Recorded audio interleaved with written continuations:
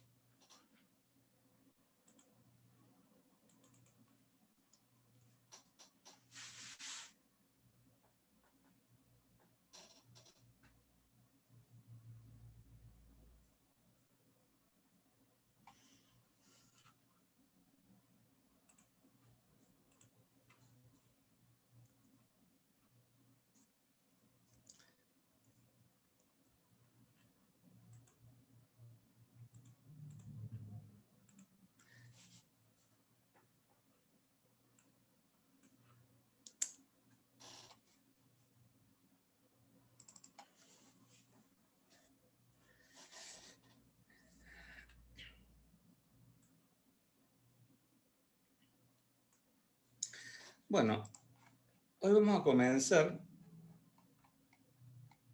con la tercera unidad de nuestro programa. Me dicen si tengo audio y video. Sí, profe. Sí, todo bien.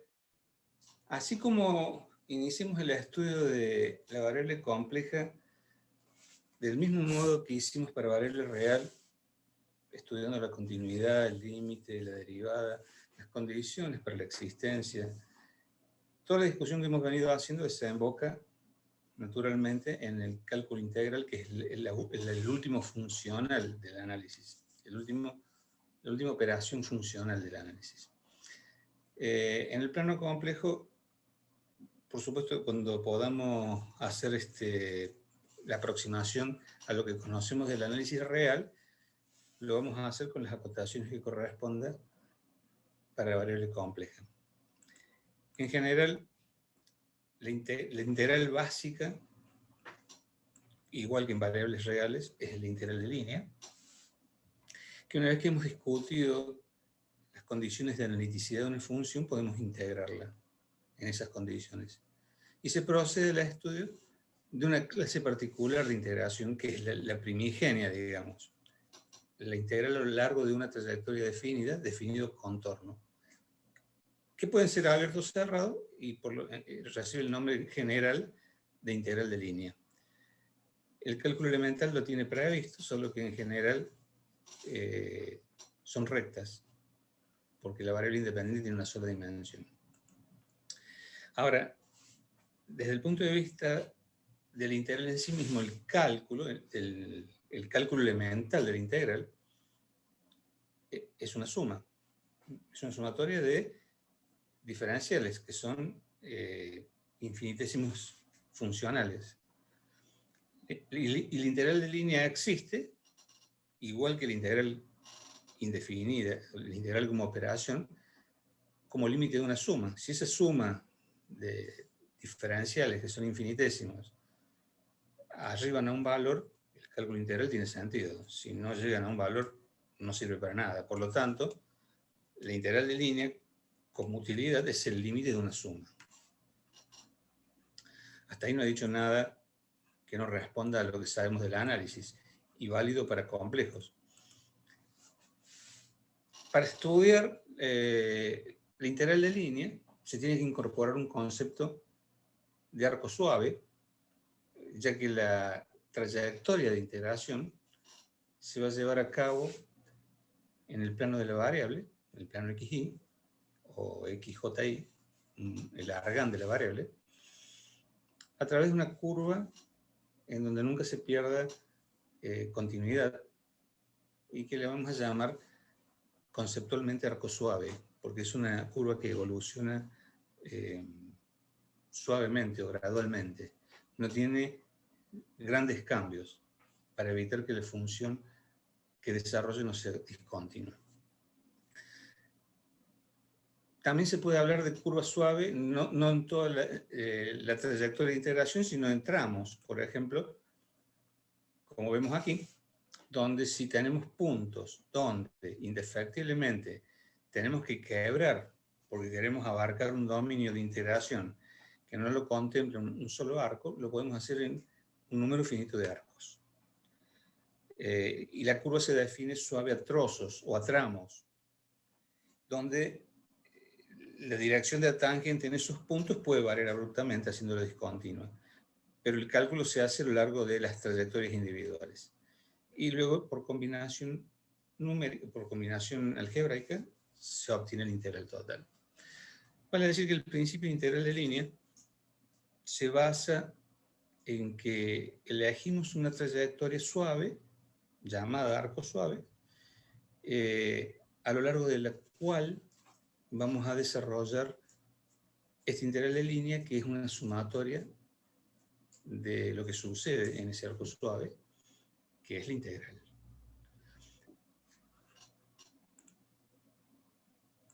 En el plano complejo, cuando aplicamos este concepto de integral de línea en una curva por medio de un arco suave, se divide, tomamos una curva, en este caso una parábola en el plano Z, una curva que varía gradualmente, y como la idea primigenia es que es una sumatoria, la dividimos en arcos discretos, en arcos de la curva que finalmente se construye discretamente con trozos o arcos, mejor dicho, cuerdas de esos arcos, uniéndose en deltas que están constituidos por su parte real e imaginaria. Vale decir que en esta curva o arco suave que hemos trazado en el plano Z, vamos a integrar una función entre el punto A inicial, x0 y 0, a B, xn y n, con la cantidad de arcos que tenga, y se va a desarrollar un delta Z que va a estar constituido por un delta X y un delta Y.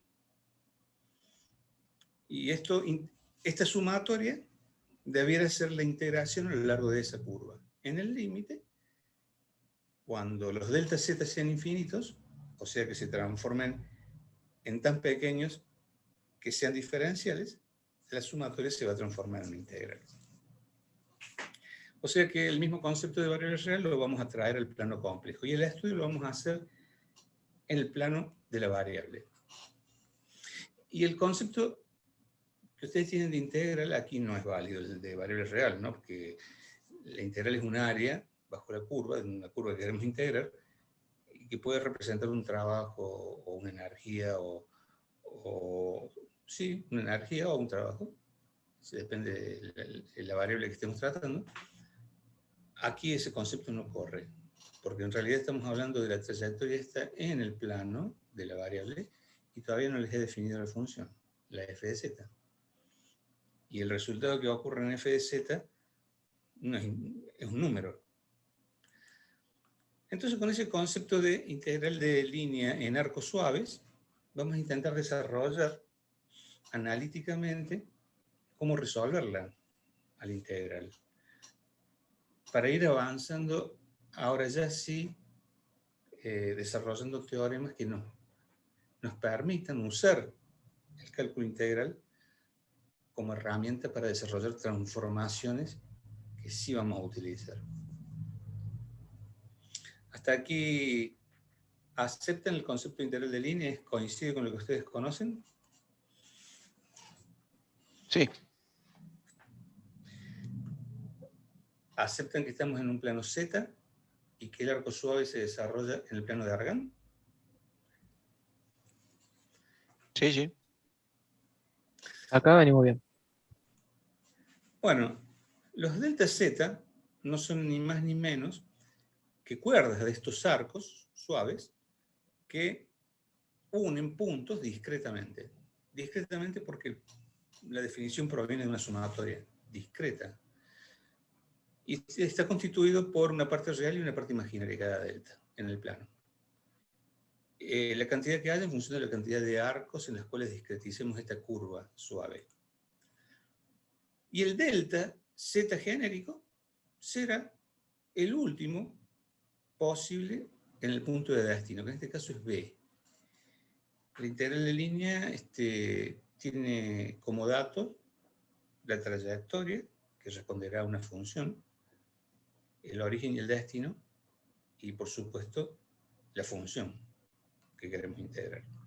Entonces, como la función estaba estipulada como un complejo constituido por una parte real e imaginaria función de parte real e imaginaria de la variable, como está escrito aquí, la integral así definida entre a y b de f de z diferencial de z no es más que una sumatoria entre los f de z, késimo o enésimo, en función de la cantidad que haya sobre la curva, por los delta z.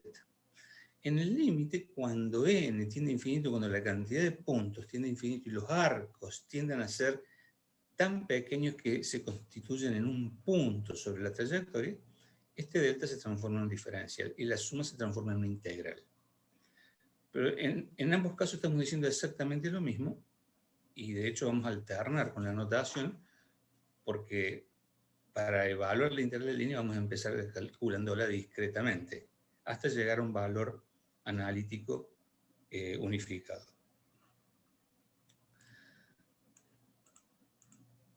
Bueno, entonces cuando el delta z tiende a 0, que la cantidad de arcos tiende a infinito, esto se transforma en un diferencial.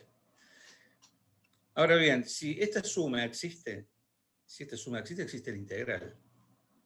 Y existe si es continuo en un dominio que contiene el arco.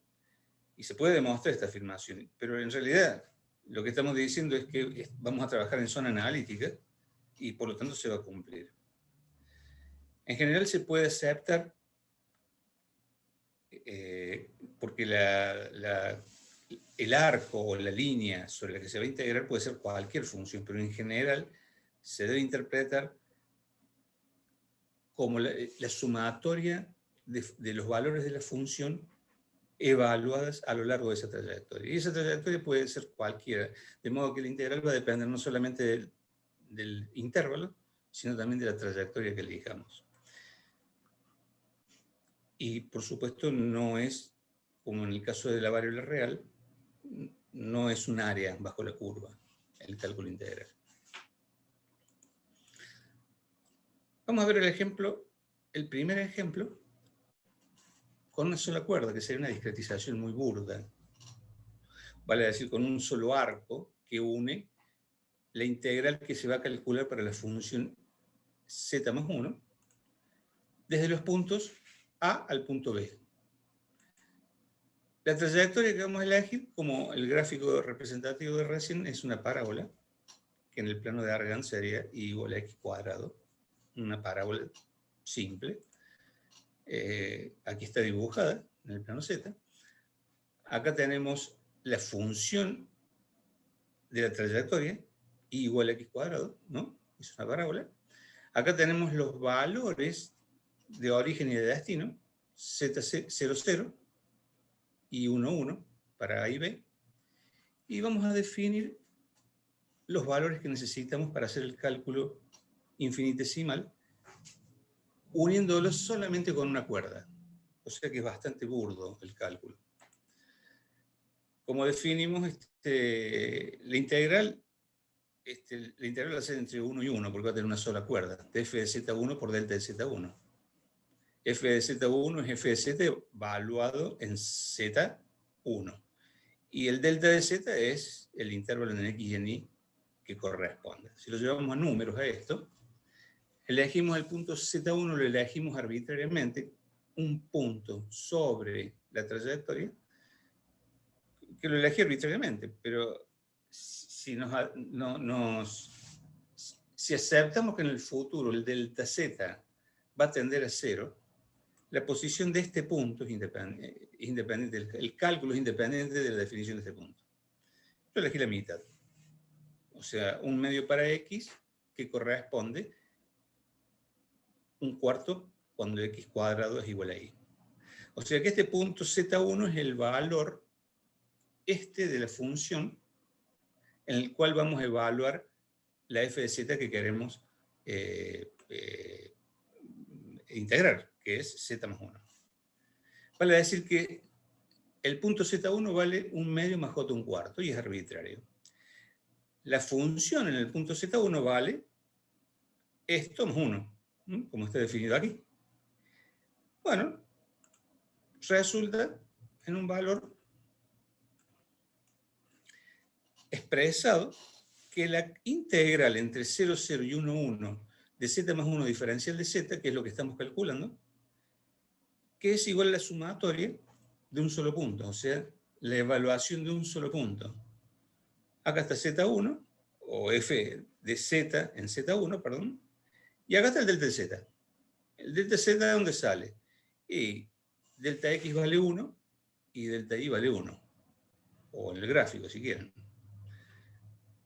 Evaluamos algebraicamente y llegamos a un valor. Ese es el valor de la integral, el más burdo que podemos calcular, de una sumatoria que incluye solamente una cuerda en la línea. ¿Se entiende esto? Mario, podría Sí. indicar, pues yo entiendo como que al tomarse el punto Z1, 1 medio, J un cuarto, entiendo como que hay una cuerda desde 0 hasta ese punto y una cuerda desde ese punto hasta 1, 1. No. Yo definí una cuerda entre 0, 0 y 1, 1. Sí, Que es el punto de origen y fin de la integración. sí, En ese intervalo, sobre la curva de línea, sí, elijo un punto arbitrario en ese sí, intervalo. sí. Elegí este.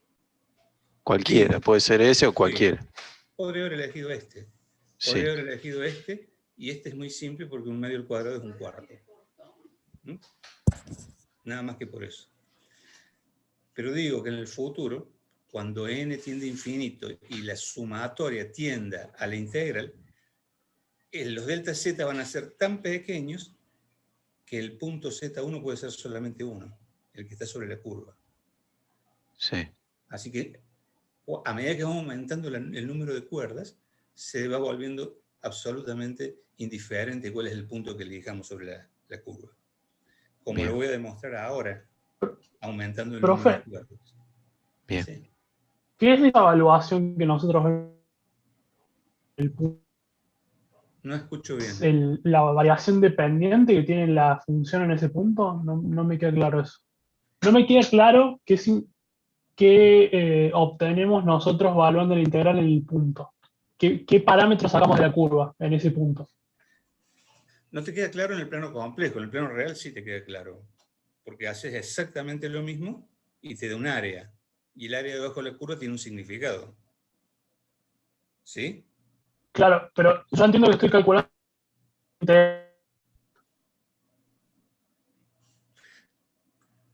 Repetime, por favor.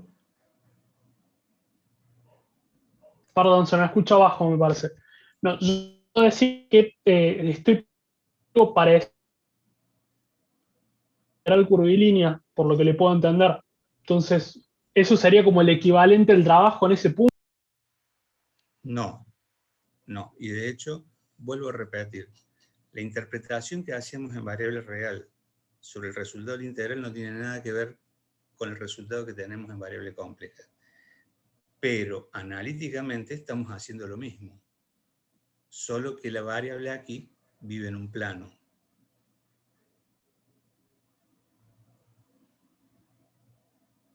Contéstame por chat porque tu audio no me llega.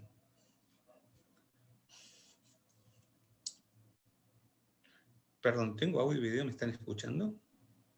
Sí, profe, es el Sí, compañero. Sí, profe, lo estamos escuchando. se escucha Parece, perfecto. nuestro compañero parece que tiene mala Sí, conectividad. tiene problema con La, la actividad. la interpretación del integral de línea, aquí estoy en el chat, a ver qué me dicen. ¿No? Bueno, está bien. No queda claro aún qué nos va a resultar el cálculo integral, pero vamos a seguir el camino analítico ortodoxo que conocíamos del análisis 1. El resultado por ahora no sabemos qué es. pero analíticamente es correcto. Luego vamos a encontrar teoremas que con ese cálculo nos dan resultados que sí nos permiten obtener interpretaciones. Así que por ahora tratemos de seguir el razonamiento y más adelante vamos a ir encontrando diferentes significados del cálculo integral. Bueno, aquí fue solamente una cuerda y es el más burdo cálculo que podemos hacer con un único punto arbitrario. Vamos a mejorar un poco este cálculo, vamos a hacer con dos cuerdas, siempre entre 0, 0 y 1, 1, de la misma trayectoria y de la misma función, pero un poco más preciso. Dos cuerdas. Fíjense que aquí tengo una cuerda y una segunda cuerda. A pesar de la desproporción, use X como la mitad. O sea que dice entre 0 y 1 medio y 1, el delta X. Lo que equivale a entre 0 y 1 medio al cuadrado, que es un cuarto en Y y 1 en Y, para el delta Y. Entonces fíjense ¿qué valores tenemos? Dentro del delta Z1, está claro que tenemos dos cuerdas, ¿no? Y dos delta Z ahora. Y este es un delta Z y este es el otro. Entre el delta Z, sobre la curva, elijo un punto arbitrario. Elijo la mitad. También para que sea más simple. Bueno, si acá X había llegado a 1 medio, el punto Z1 lo vamos a hacer llegar a 1/4. Entonces, 1/4, que en Y sería 1/4 al cuadrado, o sea, 1/16, equivale a que el punto Z1 tiene coordenadas sobre la trayectoria 1/4 más J1/16. Y está inscripto en el intervalo 1 medio más J1/4, que es este intervalo. ¿Está claro eso? Yo lo veo, profe. Yo también.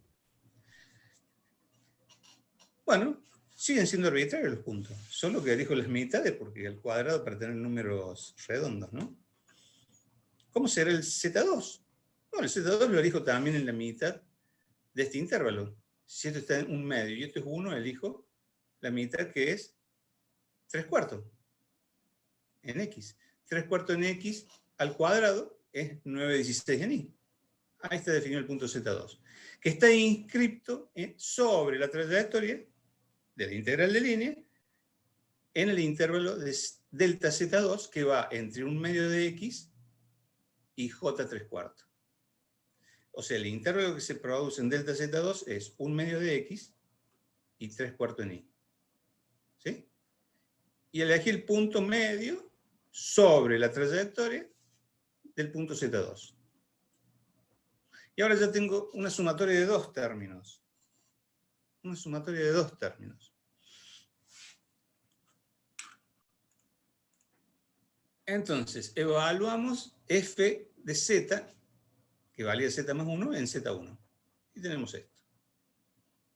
Evaluamos f de z en z2 y tenemos esto otro. Y ahora construimos la sumatoria que constituye la definición de la integral de línea sobre esa trayectoria.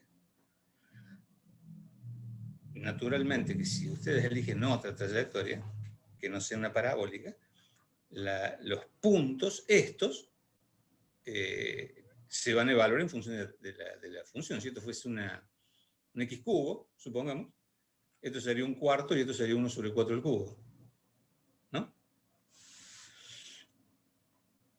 Tenemos dos valores.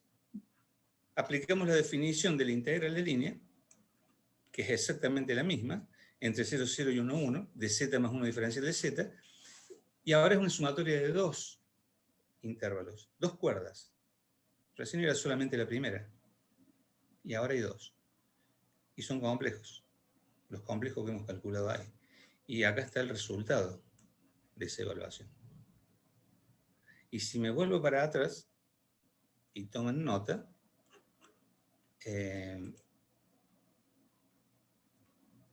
si me vuelvo para atrás,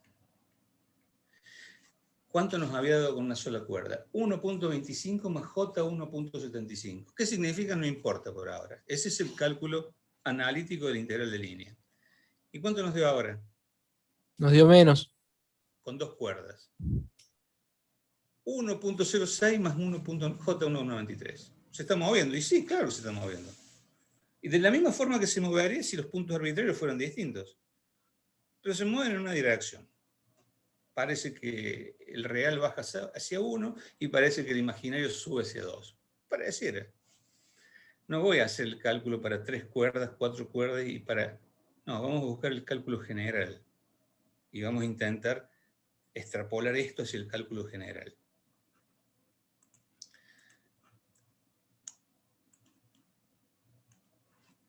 Por supuesto que los resultados de qué dependen. Y de los puntos Z1 y Z2 que hayamos usado. ¿Por qué? Y porque los delta Z son constantes. Si hubiese usado otros delta Z, o sea, hubiese usado otros arcos, por supuesto que los complejos hubieran sido diferentes y hubiéramos llegado a otro valor. Porque estamos haciendo un cálculo discreto. Cuando hacemos un cálculo discreto y la variable continua se transforma en discreta, hay valores de la variable que no se están contemplando. Y de hecho los intervalos no son infinitesimales, son absolutamente finitos. Son grandes los intervalos. Entonces, el cálculo va a depender de los delta Z y de los Z arbitrarios que elijamos sobre la trayectoria. Ahora, si volvemos al concepto del límite de la suma, cuando n tiende a infinito, se haya infinitas cuerdas, delta Z tiende a 0.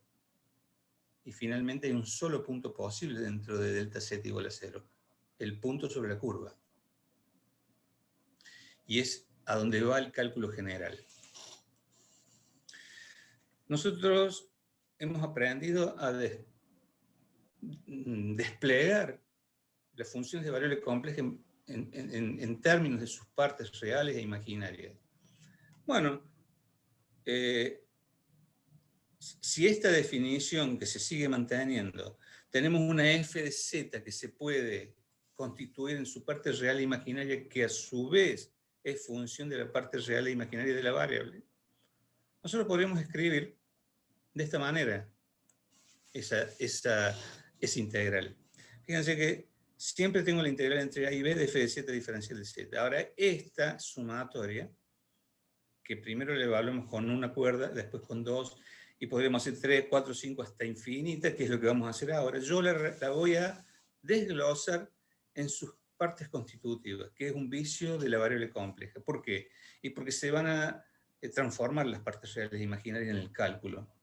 Porque este producto, U más JB por delta X más J delta Y, que es delta Z, va a cambiar los términos reales e imaginarios. Aquí no tendría que haber ningún problema, excepto que la notación, en algunos casos, he cometido el error de llamarla N o llamarla K, pero finalmente N y K son es la cantidad de cuerdas o de valores que van a intervenir en la suma. Eso está claro, ¿no?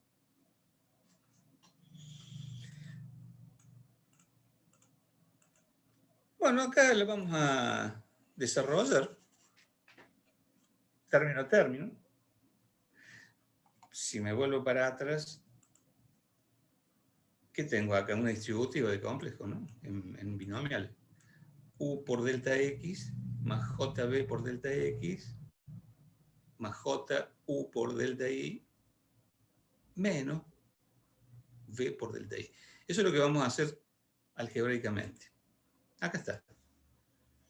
U por delta X, respetando los subíndices en el punto K correspondiente en el que se encuentre de la suma. Y después lo hago tantas veces como deltas tenga. Lo hicimos para 1, lo hicimos para 2. Bueno, separamos como es natural en parte real y parte imaginaria, como es natural en la evaluación de números complejos en funciones de variable compleja, y obtenemos la parte real y la parte imaginaria de esta integral expresada como suma. Que si tomamos el límite para n que tiene infinito y los deltas se transforman en diferenciales, fíjense que acá al inicio que decía integral entre A y B de f de z diferencial de z, donde la trayectoria, en el caso del ejemplo fue una parábola, le vamos a llamar C, que es la curva simple, suave, a lo largo de la cual estamos integrando, y los deltas en el límite, cuando n tiende a infinito, se transforman en diferenciales. Entonces, lo llevamos a término integral en el límite a lo largo de una trayectoria C, que es lo mismo que haber dicho entre A y B, de los términos parcializados. U de xy por diferencial de x, menos b de xy por diferencial de y. Eso es lo que dice aquí. Más la parte imaginaria. ¿Eh? Y eso es la integral a lo largo de C, entre el punto A y B. Aquí no tendría que haber ninguna duda. Esto es absolutamente nominal en la manipulación de complejos. Y la variable, la integral queda expresada con sus partes reales e imaginarias en forma independiente. Y esto es mucho más simple para operar, porque el J es un operador simplemente. Bueno, el subíndice C, entonces, el integral significa que está hablando del contorno, que en este caso es y igual a x cuadrado, el contorno de integración, en una dirección particular, que se asume como positiva en sentido antihorario, por convención. Por supuesto que para que esto exista, naturalmente, ¿qué tiene que existir? Tiene que haber continuidad de u y b. Entonces, estas derivadas parcializadas tienen que existir. O sea que estamos hablando de funciones analíticas. O sea que todo lo que hemos venido estudiando se tiene que cumplir para que esto sea cierto. Para que esto llegue a un valor. Porque si esto no llega a un valor y esto no tiene límite, no tiene integral. No sirve de nada el cálculo. Entonces tenemos un método para calcular integrales de líneas complejas por medio de sus partes constitutivas. U, B. He escrito en forma, las diferentes formas que lo pueden encontrar en los libros, la que quede más cómoda. Estamos diciendo siempre lo mismo. F de z es 1 más jb, diferencial de z es diferencial de x más j diferencial de y, y esta es la distributiva que hemos hallado arriba. Y acá nos podemos referir, fíjense que si la función era f igual a z más 1, eso significa que era x más y, x más ji más 1. Por lo tanto, u, ¿cuánto sería? A ver si están atendiendo o si están durmiendo. X más 1. X más 1. ¿Y b? Y Sí. Perfecto. JI que es Y. Es importante no tener la necesidad de escribir para interpretar. Ustedes cuando empiezan a memorizar ya se edifican en su cabeza una construcción numérica que es compleja, de números complejos. Bien, entonces esta integral, con la cual vamos a evaluar la integral de línea, definida en los términos a lo largo de un contorno C, entre un punto del plano de la variable, entre un punto inicial y final, y su valor depende, por supuesto, del punto inicial y final, del contorno, o la trayectoria, o el arco suave que elegimos, y de la función que estamos integrando. Son las tres participaciones, o sea, no hace falta que lo discutamos más, pero ¿de quién depende este cálculo integral?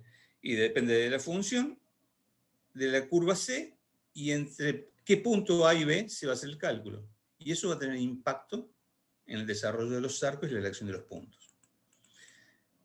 Bien. O sea que acá debería decir A y B, estamos diciendo exactamente lo mismo. Y como si fuera poco, recordemos que cuando hicimos la evaluación de Cauchy-Riemann y les estudios del límite, y lo hicimos a través de la trayectoria X e Y como representativa de las infinitas posibilidades para llegar al punto del límite, nosotros podremos parametrizar la variable z para trabajar en un único parámetro en lugar de trabajar en dos, que son x e y.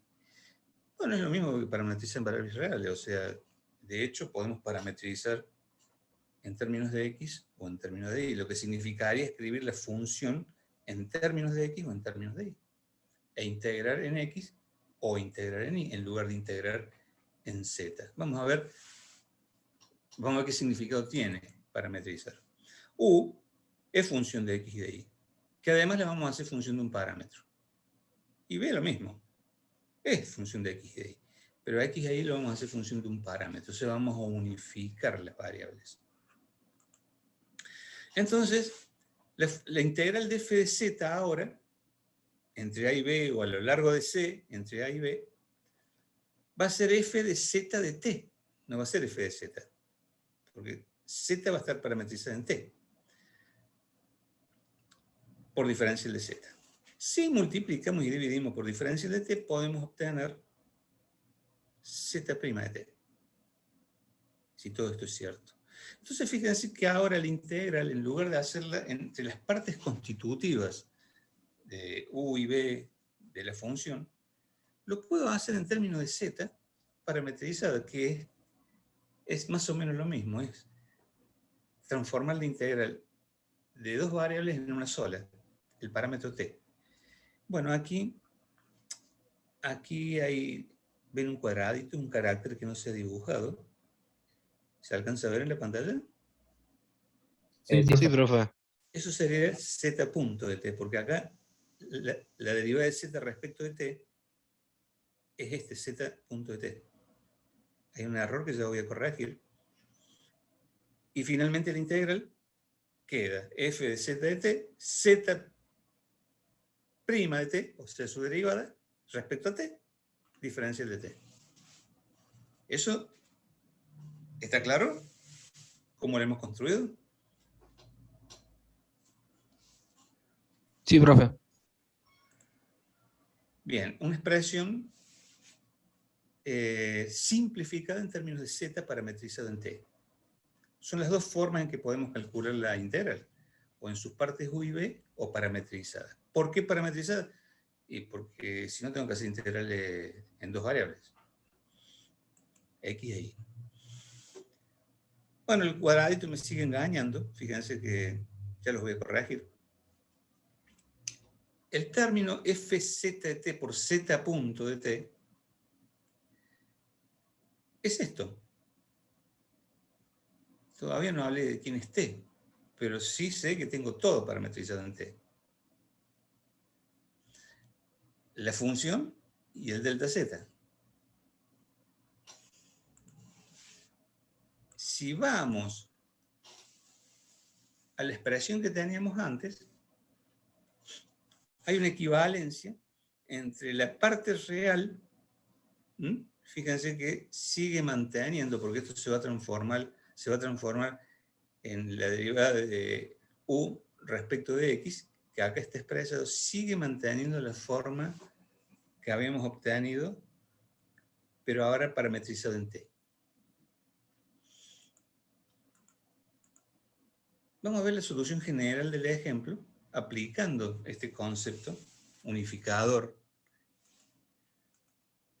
donde la integral a lo largo de c de f de z diferencial de z, que es esto, entre 0, 0 y 1, 1 de la función f de z, la tendríamos que escribir de esta manera. La variable z, siempre x más ji. F de z nos queda de esta forma. Si la trayectoria es igual a x cuadrado, que es el arco a lo largo del cual vamos a integrar, nosotros podemos escribir este z en términos de x reemplazando y por x cuadrado,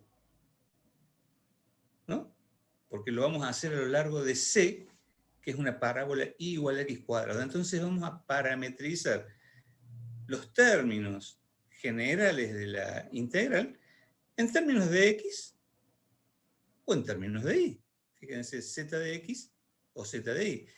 En este caso t es igual a x, en este caso t es igual a y. Bueno, acá si yo quiero hacer, ¿cuánto vale x? Y la raíz de y, más ji. Lo cierto es que queda en términos de y o en términos de x. La f de z la vamos a poner en términos de zx, parametrizada en x. Bueno, acá tenemos x más 1 más ji. X más 1 más jx cuadrado. Lo mismo podríamos haber hecho parametrizado en y.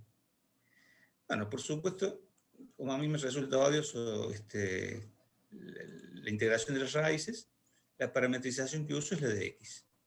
Parece la más simple. Pero podría haber usado cualquiera.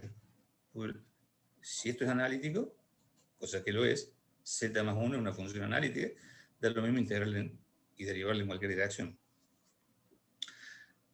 Entonces llegamos a este punto de la derivada, que es esta función derivada, z punto de x, la derivada de x respecto a x1 y de jx cuadrado de 2x.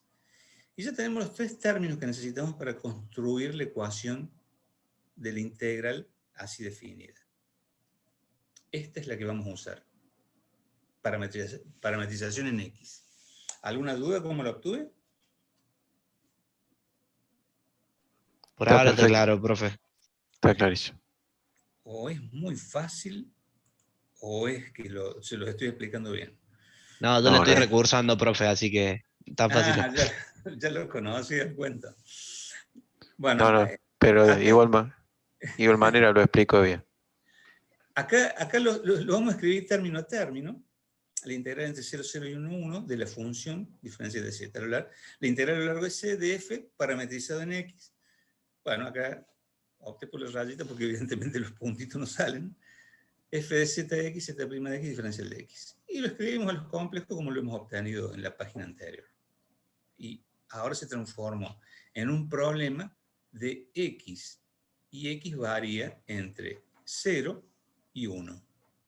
Si lo hubiéramos hecho parametrizado en y, bueno, en este caso particular sería entre 0 y 1 también, pero todo esto sería en y. Y bueno, resolvemos algebraicamente, integramos y llegamos a un valor 1 más j2, que es el cálculo general de la integral de línea. Y como les anticipé, cuando hicimos el cálculo para una cuerda, obtuvimos este valor. Mejoramos el cálculo, pusimos 2 cuerdas y llegamos a este valor. Lo mejoramos hasta el infinito en el límite y llegamos a este valor, que es el valor general del cálculo. Por lo tanto, el hecho de haber incrementado cuerdas hace que este 1.25 haya descendido a 1 en la parte real y el 1.75 haya ascendido a 2 en la parte imaginaria. Y si ha quedado alguna duda, porque esto lo vamos a tomar como la Biblia de nuestro cálculo integral.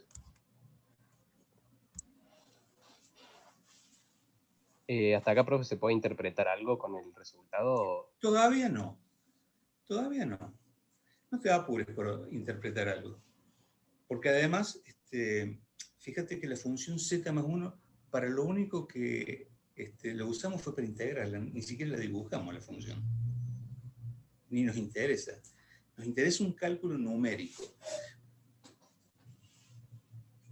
Me parece un poco odioso que te diga que no hace falta la interpretación, pero en lugar de eso voy a decir que la interpretación la vamos a tener en resultados que sí vamos a utilizar.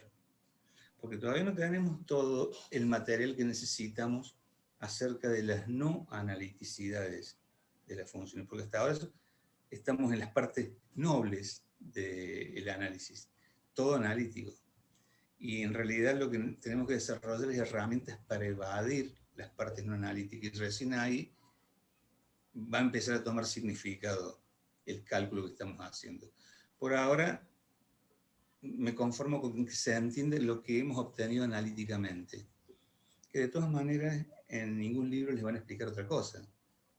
Le podrán explicar mejor esto, pero en ningún caso les va a decir qué interpretación tiene, porque la interpretación se logra al final, en la utilización. Bueno, si analíticamente esto está claro, vamos a continuar. Si no, me preguntan y repito todas las veces que haga falta. Una consultita. Sí. ¿Significa cuando hacemos la integral generalizada, se podría pensar que estamos haciendo el cálculo más aproximado. El cálculo más, el único cálculo, El más próximo, digamos. el único El, que es en el límite para n que tiende a infinito, claro, está bien. donde los deltas se transformaron en diferenciales.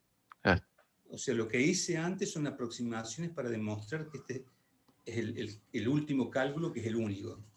está. Gracias. Bueno,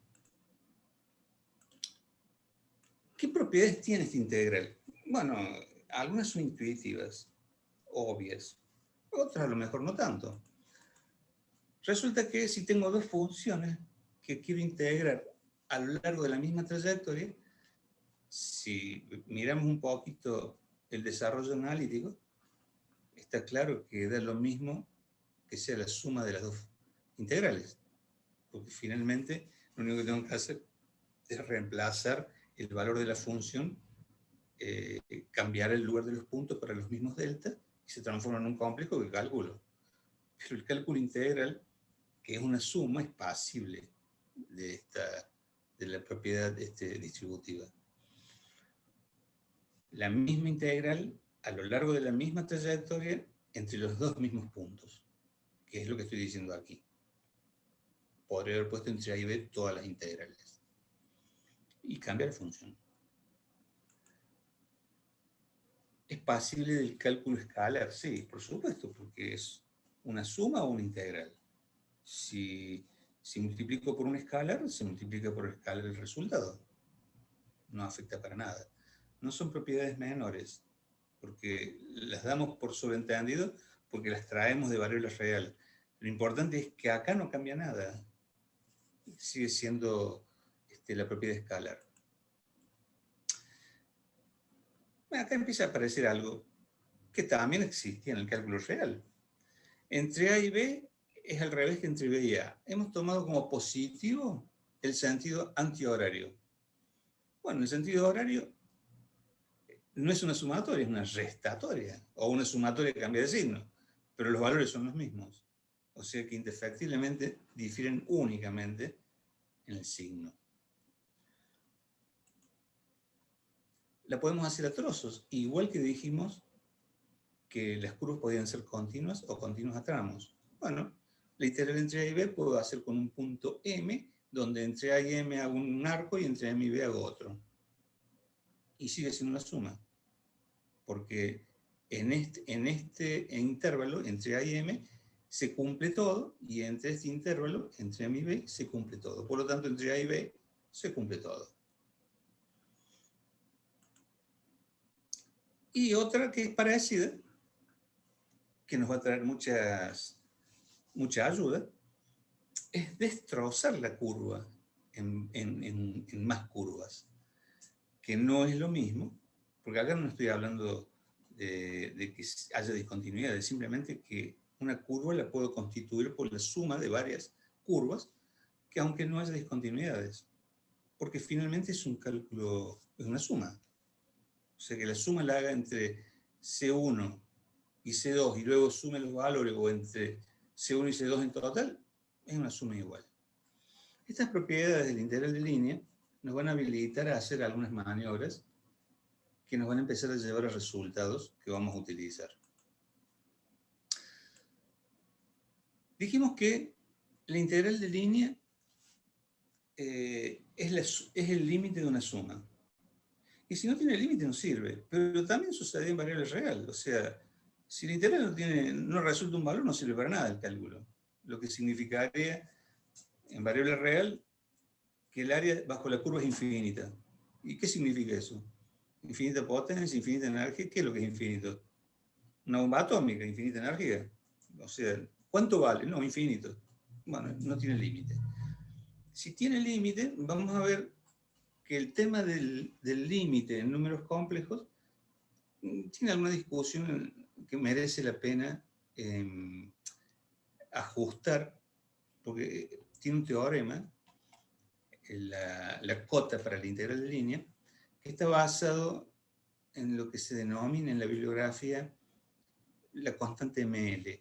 La constante ML que acota el cálculo integral. Vamos a ver de qué se trata esa constante ML, que la vamos a usar muchas veces y que lo que significa es que tiene cota, o sea que es realizable la integral. Bueno, siempre basándonos en el principio inicial de la definición, si nosotros despedazamos en módulos, ahí es donde podemos aplicar, acá el módulo de f de z y diferencial de z es lo mismo que estos módulos, en términos de arcos, ¿no? Discretos, donde en el límite va a suceder esto. Estamos diciendo lo mismo, pero expresado en términos de módulos. No estamos hablando de signos, ni de fases, estamos hablando de tamaños. Si tomo el módulo de toda la integral, que es un número, complejo naturalmente, ¿no?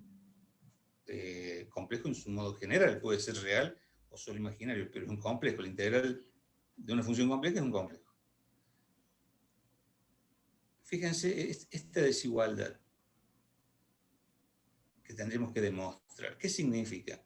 Siendo esto una suma. Que sumar los términos, como está expresado acá, sumar los módulos, va a ser siempre mayor que el módulo de la suma. Bueno, eso tiene que ver con la desigualdad del triángulo, que no sé si la desarrolle acá. A ver, voy a pasar. Sí. La desigualdad del triángulo define que justamente eso, que el módulo de Z1 más Z2 a lo sumo puede ser igual a la suma de los módulos.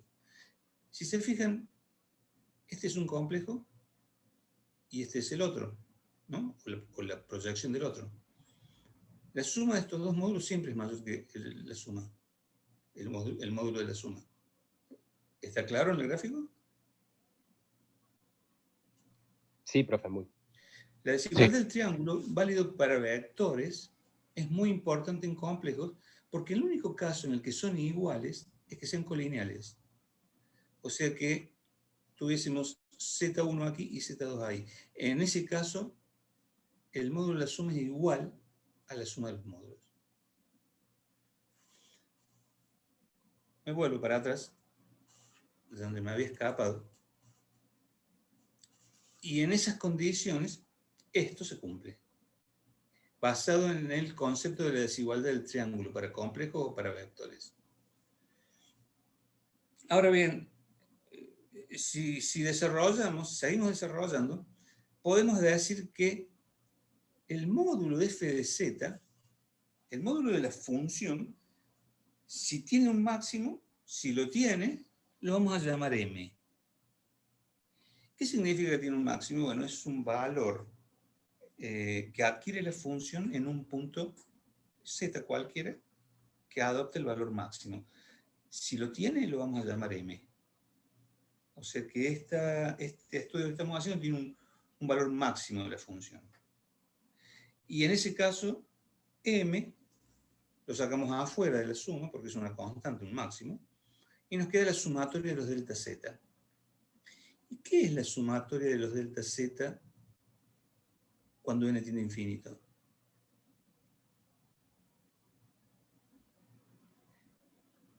El incremento total, profe. ¿La qué? Perdón. El incremento total. Y algo más puntual. Los delta z eran las cuerdas con la cual discretizamos la trayectoria. ¿Cierto? Sí. Si en el límite, cuando hay infinitas cuerdas, es la trayectoria. Igual a x cuadrado es delta z de k cuando n tiene infinito, cuando k tiene infinito. Porque ha sido tan pequeño que se han posicionado sobre la curva misma. Lo cierto es que este término m responde al máximo de la función y este término de la sumatoria responde al máximo de la trayectoria, que puede ser una víbora, o puede ser una recta, o puede ser una parábola. Pero esos deltas sumados dan una longitud. Cuando tiende a infinito, el número de cuerdas es un punto sobre la curva. Cada cuerda.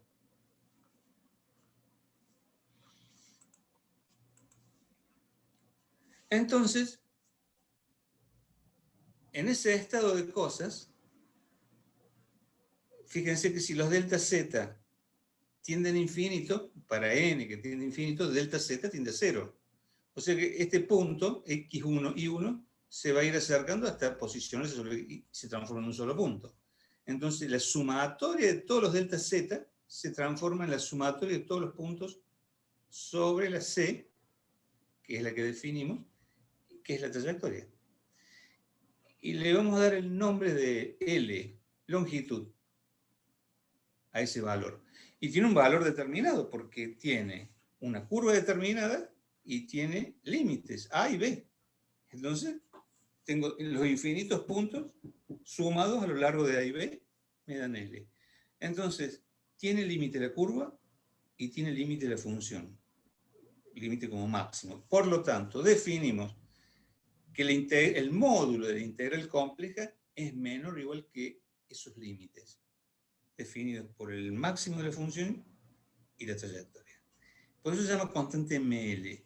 Y esta responde exclusivamente a la desigualdad del triángulo para complejos cuando empecemos el análisis por cuerdas, porque son complejos sumados de tramos. Esto se llama axioma de la constante ML y le pone cota máxima a la integral. Y si tiene cota máxima, o sea, se cumple este axioma, la integral se puede calcular. ¿Estamos hasta ahí? Profe, ¿qué era la constante L? L asume un valor constante porque se lo damos nosotros, es la evaluación de la sumatoria de los delta z en el límite. Yo sumo todos los delta z cuando n tiende a infinito en el límite, y es concretamente la trayectoria c, que en este caso fue una parábola, y tiene un valor entre a y b. Si pongo un punto c acá, tengo más valor, L es más grande, pero en tanto sea finita, tiene límite, tiene cota a la integral. Si L o M se hacen infinito, deja de tener cota a la integral. Entonces, la cota de la integral es que tenga límite de la función y que tenga límite de la trayectoria. Que tenga límite, que no sea infinito. Ahí entendí. O sea, el M sería como la amplitud máxima de una onda y el L sería la longitud máxima. ¿Es así? No, te voy a corregir. La amplitud máxima de una función es concretamente su amplitud. Y está definido para funciones periódicas. Para funciones que no son periódicas, la función puede adquirir máximos y mínimos, que pueden ser locales, pueden ser globales. M es un máximo. No va a haber ningún valor de la variable que supere a M, que no tiene que ver con que sea su amplitud. Una pregunta. Sí. Cuando hablamos de máximo, entonces cuando m es igual a 1, ¿es el máximo? No. M es la evaluación, a ver si lo dibujé acá, la evaluación de la función f de z en el punto z que adquiere el máximo valor de f de z. No va a haber ningún otro valor de z. A ver, si dibujamos una montaña, ¿no? Dibujamos una montaña, ¿no? En el punto máximo, en ese valor, la función no va a haber ningún otro valor de la variable, supongamos que es una gaussiana, ningún otro valor de la variable que dé un valor de f de z mayor que ese. Está perfecto. Lo había entendido como un factor, por eso. No, pero ahí lo entendí. Es el máximo valor que puede adquirir la función. Y no puede ser de otro modo que la cota de la integral esté vinculado al máximo de la función, si está dentro de la integral. Ahora, si la función no tiene máximo o la trayectoria es infinita, la integral es infinita. No sirve, no la podemos calcular. Profe, tomando el ejemplo de la campana que dijo recién, Sí. ¿Podríamos llamar L a todo el recorrido de la campana? Sí. Ah, listo, Entre perfecto. dos valores de... Sí, sí, que nosotros definamos. Gracias, profe. Es así de intuitivo como... No le busquen más explicación más compleja o la redundancia. Es intuitivo. La longitud de la trayectoria y el valor máximo que puede adquirir la función en un valor determinado de la variable. Si eso es posible, la integral tiene límite. Por supuesto, el valor de la función en el intervalo, ¿no? Bueno, entonces, sin querer hemos calculado una integral de línea en el plano complejo y hemos puesto una cota máxima para que exista, para que pueda existir la integral. Ahora vamos a manipular un poco el concepto de la trayectoria, o sea, cuáles trayectorias podemos usar y cuáles no deberíamos usar. Y acá aparece un teorema que, por supuesto, yo lo voy a comentar, no lo voy a expresar el teorema porque si no se va a poner muy odioso todo esto. El teorema de la curva de Jordan, que es el que define, Jordan es el que define cómo tiene que ser la trayectoria para que esto sea útil, se pueda realizar. La curva de Jordan es una curva cerrada, continua, que no se corta a sí misma y puede o no tener una longitud finita. Por ejemplo, esta. También puede ser esta. Si A y B coinciden, es cerrada. Se transforma en esto. Ahora, cuando la cierro y junto los puntos A y B, lo que tiene que ocurrir con la curva es que no deje de ser suave. O sea, si es tan cortito el intervalo que cuando lo cierro se produce un ñoqui, la curva, deja de ser suave y deja de ser una curva de Jordan. Pero lo que no tiene que ocurrir en la curva de Jordan es que cuando se cierra, o sea, que el punto de inicio y fin se hagan coincidentes, se produzcan cruces. Porque cuando se producen cruces, fíjense que el sentido de integración que hemos definido positivo antihorario, en este caso en la dirección de la flecha, cuando se producen cruces, cambia el sentido de circulación. Y la integral empieza a restar en lugar de sumar. Entonces, el teorema dice que una curva de Jordan divide el plano en dos regiones, teniendo la curva como frontera común. La región que es acotada, o sea, la que todos los puntos se satisfacen y tienen límite máximo M, se llaman interiores, mientras la otra se llama exterior. Bueno, si es cerrada, el interior sería todo lo que está aquí adentro de este eso que será un raviol. Y la curva se transforma en la frontera y todo lo que está fuera de la curva se transforma en puntos exteriores. Y M es una constante positiva donde hemos hablado que tiene cota máxima en cualquiera de esos puntos interiores. Acá también tenemos interior y exterior. De hecho, cuando caminamos a la curva en sentido antihorario, que sería de B a A, lo que me queda a la derecha es exterior, lo que me queda a la izquierda es interior. Pero eso es una convención que se autoriza finalmente cuando se cierra la curva, porque lo que queda adentro sí es interior. Y si la estoy corriendo en sentido antihorario, siempre voy a tener a la derecha los puntos externos y a la izquierda los puntos internos. Cuando hay un cruce, como es el caso de la tercera curva, se viola ese concepto y la región deja de ser una curva cerrada simple. Si la región dentro de una curva simple cerrada es conexa, o sea, no tiene huecos, y la frontera es la misma curva, la diferencia entre una que tiene huecos y una que no tiene huecos es que los huecos lo que hacen es anular puntos dentro de la región donde no se cumple la analiticidad o la nobleza analítica de la función. Entonces, concretamente la curva de Jordan es la que nos está definiendo cuáles son las curvas que vamos a usar y por qué. Una curva cerrada simple que no deja de ser continua, que une el origen y el fin para cerrarla, define la frontera entre puntos interiores y exteriores, no habla de sobre la frontera, sino afuera o adentro, y no se cruza. Y bueno, y si no tiene huecos es simplemente conex, y si los tiene, tiene conexidad múltiple. Bueno, acá se me complicó bastante el tema de los símbolos. Si quieren, podemos hacer un break. Intento corregirlo. No sé en qué horario estamos. Son las 19:23. ¿Les parece que hacemos un recrédito de 10 minutos y veo si corrijo estos símbolos? Sí, Mario, no hay problema. Perfecto. Bueno, entonces tengo 19:23, 19:30 nos encontramos de nuevo. Ok.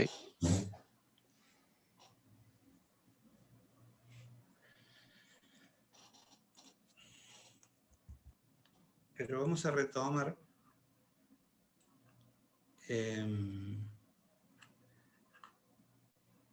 con el PDF que tienen ustedes cargado en el aula virtual, porque ahí no tengo problema de fuentes, es un problema de fuente lo que tengo.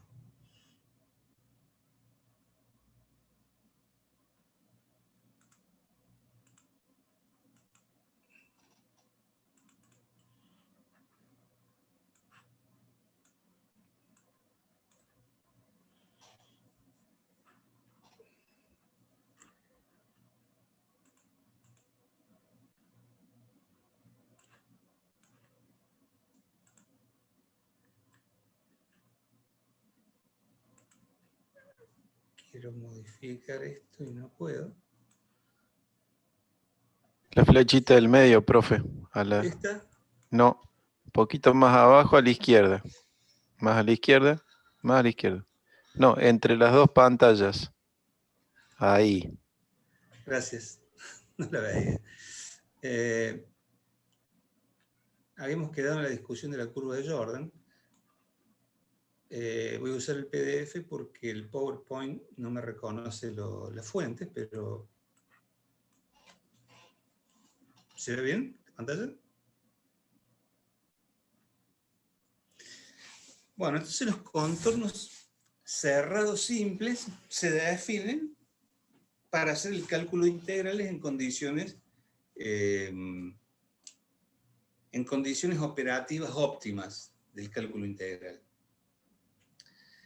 Dijimos que la integral de líneas ahora ya es cerrada porque el punto de inicio y fin coinciden, sin violar la continuidad de la función, se recorre en sentido antihorario, y ahora aparece el símbolo que nos indica que es una integral cerrada, y la dirección, la flecha, ¿no? Fíjense que es una integral cerrada de fz diferencial de z en sentido antihorario.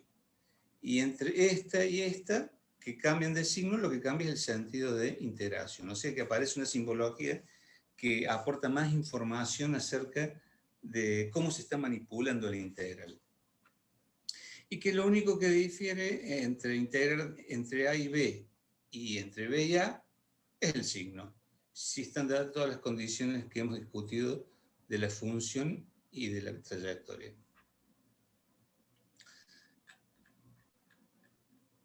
Resulta que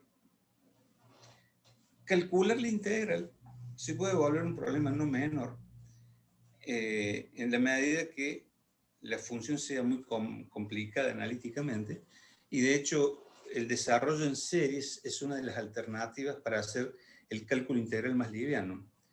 Pero miren lo que vamos a demostrar. El primer teorema, que es el teorema de Cauchy-Goursat, que en realidad es el teorema de Cauchy, Goursat después le va a agregar un ingrediente que la va a hacer un poco más liviana como axioma, dice que una integral a lo largo de C, de f de z diferencial de z es igual a 0. ¿En qué condiciones vamos a ver? ¿En qué condiciones vamos a ver si se cumple esto? Porque si se encuentra una integral cerrada a lo largo de C de una función determinada para calcular la integral, no la calculo porque yo sé que es nula, según este teorema. Y demostrar este teorema nos elimina la mitad del cálculo integral de un saque con un teorema. Y para eso nos vamos a basar, para demostrarlo, en el teorema de Green en el plano. El teorema de Green en el plano lo debieron haber resuelto en análisis 1, hablas de cómo dos funciones P y Q continuas ambas, de variables X y Y, con derivadas parciales continuas en una región R sobre una frontera C, se cumple esto. Fíjense que la parcialización respecto de X y respecto de una y de la otra se convierte en una integral doble. Este es el teorema de Green en el plano y lo vamos a usar para demostrar este teorema de Cauchy, o sea, Cauchy lo va a usar, y con eso nos resuelve, si las funciones son analíticas y todo se cumple como hemos venido hablando, la mitad del cálculo integral. Es 0. Bueno, resulta que el teorema de Green dice que dos funciones P y Q, de X y de Y, que nosotros lo podríamos asociar con la parte U y B de una función de variable compleja, donde la derivada, según lo analizamos, o eje X o eje Y, podía escribirse de esta manera. Y la integral se podía escribir de esta manera. Fíjense que acá tenemos U y B en función de X y de Y. Acá tenemos P y Q en función de X y de Y. F de Z es la forma constitutiva que involucra a ambas partes, real e imaginaria, y esta es la forma en que la integral se desmenuzaba con las parcializaciones cruzadas. Bueno, teniendo en cuenta esto, vamos a aplicar el teorema de Green a estas dos partes, haciéndoles equivalencias, reescribiéndolas en términos de la expresión de la integral de línea compleja, aplicando el teorema de Green en el plano. Habido cuenta que es un plano de Argand, pero un plano al fin. Las componentes U y B junto con las primeras derivadas parciales son, por tanto, continuas en R, si es analítica. Y de acuerdo al teorema de Green, nosotros podemos escribir que es una integral doble, ¿no? P diferencial de X más Q diferencial de Y, Q de X menos P de Y diferencial de X de Y, es doble. Si nosotros aplicamos esto a la integral de línea compleja, nosotros podemos encontrar que esta parte es muy parecida a esta en el plano. U diferencial de X menos B diferencial de Y es P de X más Q de Y. Que en términos del teorema de Green, fíjense que acá se cruzan, ¿no? P de X se transforma en P de Y. Q de Y se transforma en Q de X. Bueno, acá lo mismo. U de X se transforma en U de Y. Y B de Y se transforma en B de X. O sea que según el teorema de Green, en el plano XY, la parte real de la integral es esta. Y la parte imaginaria, por la misma razón, es esta. ¿Alguna duda con eso? No, profe.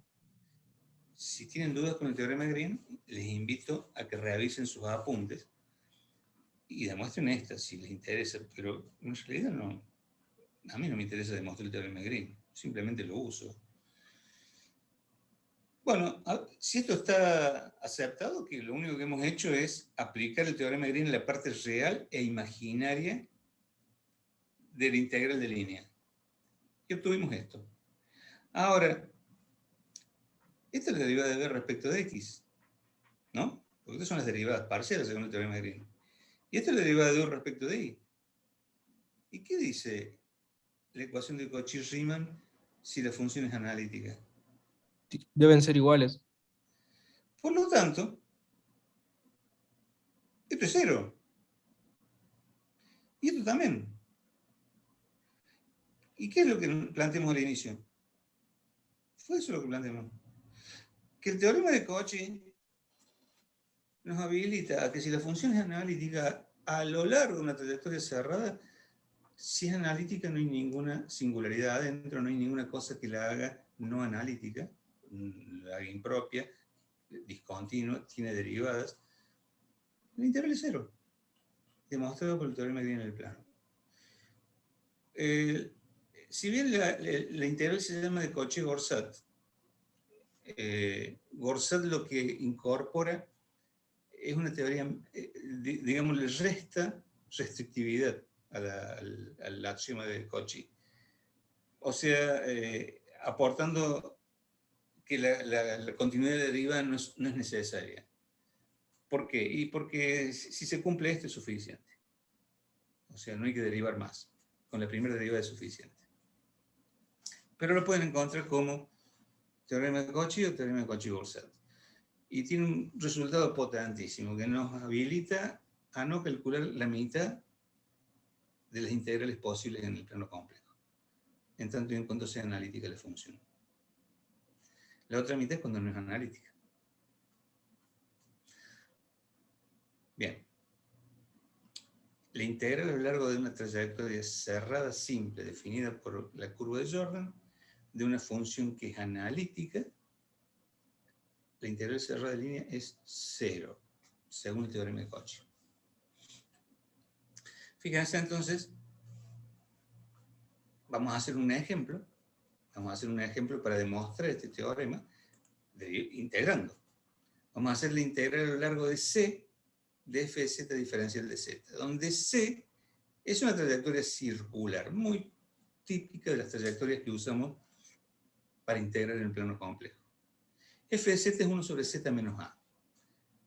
¿Tiene alguna singularidad la función f de z igual a 1 sobre z menos a? ¿Se la puede evaluar en todo el dominio a la función? ¿Para z No, igual a profe. 0? En A no. En A es infinito, o sea, tiene una singularidad en A. Acá está el punto A. Y acá está la trayectoria. La trayectoria que vamos a integrar, ¿incluye o no la singularidad? No. No le incluye. Según el teorema de Cauchy, la integral de esta función debería ser 0. Según lo que dijimos recién demostrado por el teorema de Green en el plano. Bueno, vamos a tratar de demostrarlo. Vamos a ver si lo puedo poner un poquito más grande, porque yo siempre me queda chica la pantalla. A ver, acá tenemos un plano Z, acá tenemos un punto A. Vamos a integrar la función 1 sobre z menos a a lo largo de C, que es esta curva. El punto está fuera de la curva cerrada simple, que es este círculo. Y vamos a definir los términos y vamos a integrar en forma canónica, o sea, con todos los términos que necesitamos. El complejo z menos a, que z es el punto que se mueve sobre la trayectoria, ¿no? O sea, la variable independiente. A es una constante. El punto z menos a es un complejo que tiene módulo y fase. El módulo depende de la fase. Porque fíjense que si z se mueve, cambia la fase, el argumento, perdón. El argumento del complejo z menos a cambia con tita. Y el módulo cambia en función de tita. O sea que z menos a es un complejo cuyo módulo es función de tita. Por E a la j tita. Eso significa que acá el punto A lo tengo fijo, muevo el z a lo largo de la trayectoria y el módulo se va a cambiar en función del punto de la circunferencia en que se ubique, que lo determina el argumento del z menos a. Bueno, ese complejo, si obtenemos la derivada z', la derivada de z' es la derivada de z respecto de tita, porque acá la variable es tita, ¿no? Vamos a integrar en tita. No lo vamos a hacer en rectangular, sino lo vamos a hacer en polar. La derivada de z respecto de tita es la derivada de u respecto de tita por b, b de tita por u, en fin. Toda la integración por partes de la variable independiente en forma polar. De donde diferencia el de z queda por partes, de esta manera. Si llamamos u para integrar, ¿no?, a f de tita y b a e a la j tita, porque este complejo es el que tenemos que derivar, ¿no? Y como es un producto de funciones, lo vamos a integrar por partes, donde llamamos u y b no tienen que ver con la parte real imaginaria de la función, sino con las partes de la derivación por partes que vamos a hacer del complejo z menos a. tal vez elegí mal las letras. ¿Se entiende eso, no? Sí, profe. Bien, acá está la integración por partes. Si u es f de tita, u' es la derivada de u respecto de tita, es la derivada de f de tita respecto de tita. De donde la derivada de u es, o sea, el diferencial de u es igual al diferencial de tita, porque esto se simplifica. Diferencial de u es diferencial de f de tita. B es e a la j tita. B' es j por e a la j tita. Bueno, ya tengo todos los términos. B diferencial de u más u diferencial de b. Por lo tanto, lo asociamos en un único complejo. Acá está B, que sea la j tita, por diferencial de u, que es diferencial de f de tita, más u por diferencial de b, que es lo que hacemos al último. Bueno, armamos la ecuación. Armamos la ecuación de la integral. Que la única diferencia es que la hicimos en polar, porque el complejo de circunferencia es un clásico polar en fase. Esta era la definición general de la integral, ¿no? La integral entre alfa y beta o a y b, que el punto inicial y final es el mismo, de f de z de t, z' de t, diferencial de t. ¿Quién es t? Tita. Hemos parametrizado en tita, porque hemos obtenido todo en términos de tita. Entonces, la integral a lo largo de c de 1 sobre z menos a es f de z de t, que es 1 sobre z menos a. Z menos a es esto, y diferencial de z es esto. Acá está z menos a, y acá está diferencial de z.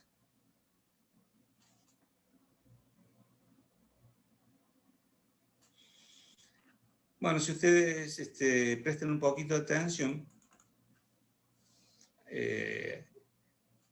separamos en partes una de las propiedades de la integral de línea para obtener una integración en diferencial de f de tita y una integración en diferencial de tita. Porque acá tenemos diferencial de f de tita y acá tenemos diferencial de tita. Esta parte de la integral, ¿no? Nos queda, aquí está. Y la otra parte de la integral, aquí está. Una de las propiedades que hemos aplicado y hemos desmembrado una integral dentro de C en dos integrales. ¿Cuál es el parámetro sobre el cual hemos integrado? Tita, la fase, porque hemos hecho toda la parametrización en tita. Bueno, por lo tanto vamos a integrar entre una fase y la misma. O sea, partimos de este punto, que le llamamos fase, no me acuerdo cómo se llama este complejo, esta letra, y volvemos al... Puede ser, sí. Partimos de esa fase inicial, giramos 360 grados para cerrar y terminamos en la misma fase. Por lo tanto, integramos entre sí y psi. ¿Quién? Y los dos términos. Los dos términos. Fíjense que uno de los términos, es j psi menos psi. Es nulo. Bueno, acá lo puse al revés, ¿no? Lo puse primero aquí. Esta integral es nula, porque es j por psi menos psi, que es la integral de diferencial de tita.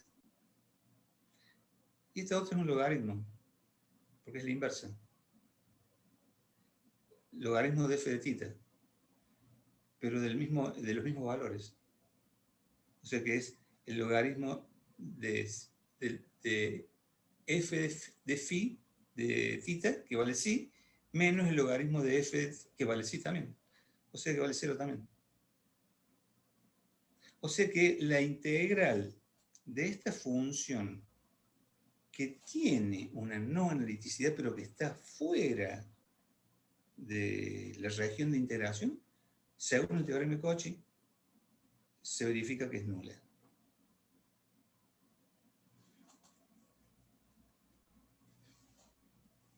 ¿Vale la pena repetir algo? Profe, siempre y cuando la región de integración sea cerrada.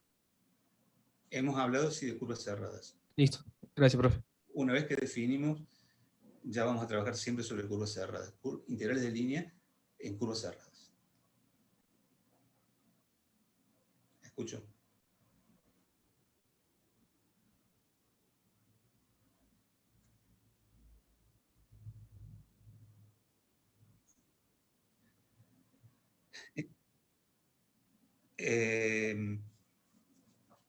Indícame.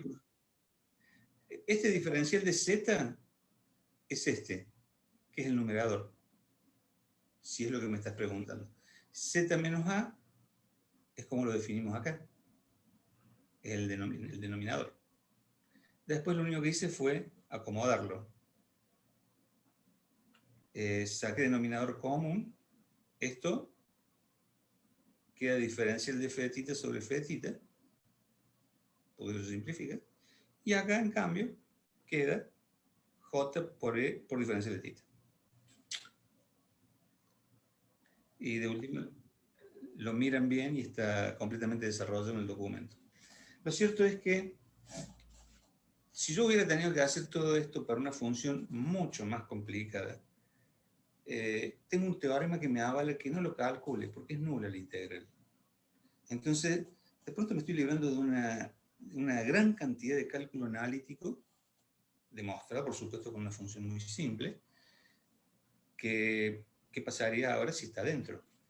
Porque el teorema avala si el circuito de integración no contiene ninguna zona no analítica, o sea, la función es completamente analítica, porque el teorema de Green pide que se cumpla Cauchy-Riemann, por lo tanto tiene que ser analítica. ¿Cierto? Bueno, vamos a ver qué pasa si está dentro. Bueno, z menos a es una singularidad que es un polo. En z igual a a, la función se hace infinita. Bueno, vamos a hacer el mismo trabajo, pero con el polo adentro. Y luego vamos a poner el centro por una razón de comodidad, simplemente. Simplemente comodidad, porque eso me permite definir un complejo z menos a, donde R puede ser 1, o por lo menos es equivalente en todas las direcciones. Si lo hubiera puesto acá, tengo un módulo variante, de acuerdo al círculo de integración. El centro es comodidad. O sea, uno ve los dibujos tendenciosos en los libros y se pregunta, ¿por qué son así? Y por comodidad algebraica. Entonces acá defino la misma integral, ¿no? Solo que ahora el circuito de integración incluye al polo. El complejo z menos a ahora tiene módulo fijo, antes era variable con la fase, con el argumento. Por el j θ. ¿Recuerdan, no? Que este R, que ahora es fijo, antes era f de θ. Bueno, diferencial de z nos queda esto. Armamos la integral.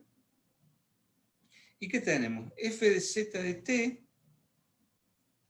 acá está, entre alfa y beta, por supuesto que va a ser el mismo ángulo, perdón, va a ser cerrado, ¿eh? Por ejemplo, lo hagamos entre 0 y 2pi, en θ. Acá está. Parametrizado en θ, por lo tanto, cerrada entre 0 y 2pi. ¿Qué nos quedó? J, 2pi. ¿Importa si está en el centro? No, porque no depende del radio. Fíjense que el radio no participa en la integral. O sea que, por más que hubiera estado en un costado, se hubiera simplificado con el radio, el numerador y el denominador. Por eso que lo simplificamos poniéndolo en el centro. Lo cierto es que ahora, cosa que no avala el teorema de Cauchy. El teorema de Cauchy dice que si no incluye singularidad, o sea, es analítica, es 0. Pero no dice cuánto vale si tiene una analiticidad dentro. En cuyo caso hay que calcularlo. Pero el cálculo básico tiene un J2pi que lo vamos a arrastrar de aquí hasta el final del curso. J2pi es un número muy particular. muy particular. Y de hecho, no lo voy a llamar 2pi por j porque es más difícil. Porque es j que hace imaginario un 2pi. ¿Alguna duda?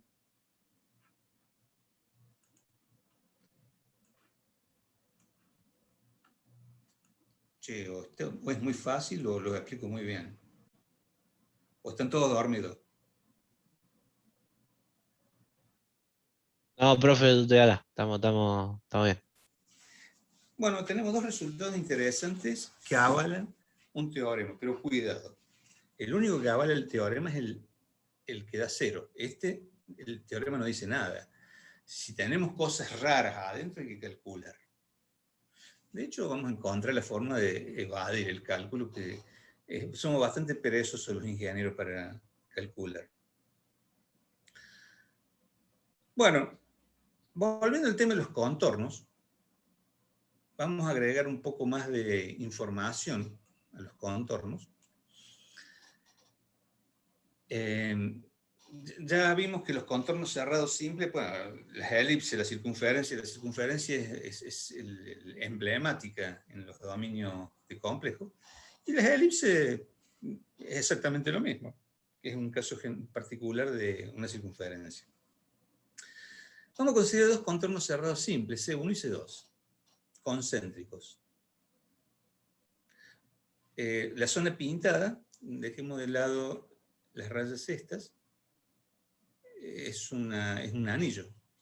La zona pintada sería la región interior a ambos contornos, entre ambos contornos. Los puntos, legalmente lo que decimos es que todos los puntos de C2 están dentro del interior de C1. Entonces, si una función determinada es analítica en C1, C2 y todos los puntos del dominio, entonces lo que vamos a demostrar es que la integral cerrada a lo largo de C1 y a lo largo de C2 es igual. La pucha. Y entonces, ¿cuál es el significado de esto? Que si la función es analítica, no importa qué tipo de trayectoria la rodee, porque adentro no hay nada que la vulnere. Y acá lo que estoy diciendo es que, si esto es cierto, voy a usar la trayectoria más simple posible. No voy a usar un raviol ni un sorrentino de forma. Voy a usar una circunferencia, una elipse o algo simple. ¿Por qué? Porque en tanto y en cuanto la función es analítica en el interior, es independiente de la trayectoria. Eso es lo que dice este axioma. Que la integral a lo largo de C2 y a lo largo de C1 es exactamente lo mismo. Eso dice esto. Fíjense que integrada en la misma dirección, sentido antihorario.